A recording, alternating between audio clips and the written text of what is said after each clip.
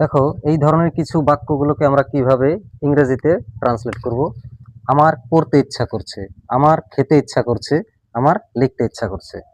ওপরে স্ট্রাকচারটি দেওয়া রয়েছে, ওটা থেকেই আমরা লিখে নিতে পারবো। দেখো খুবই সহজ। সাবজেক্ট লিখতে হবে প্রথমে। সাবজেক্ট কি? আমার। I feel like.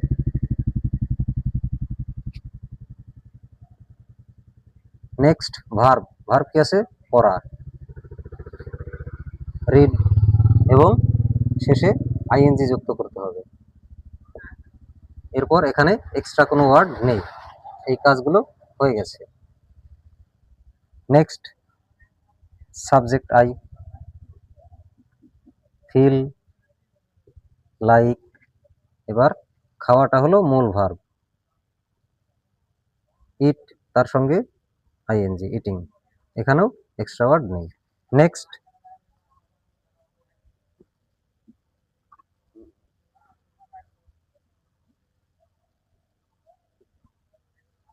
ভার্ব এখানে লেখা।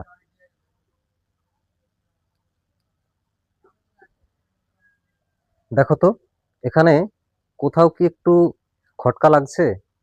হ্যাঁ, একেবারে ঠিক ধরেছ। কোথায়? লেখার ইংরেজি তো রাইট, WRITE, রাইট। তবে রাইটিং এ ইটা কোথায় গেল, তাই না?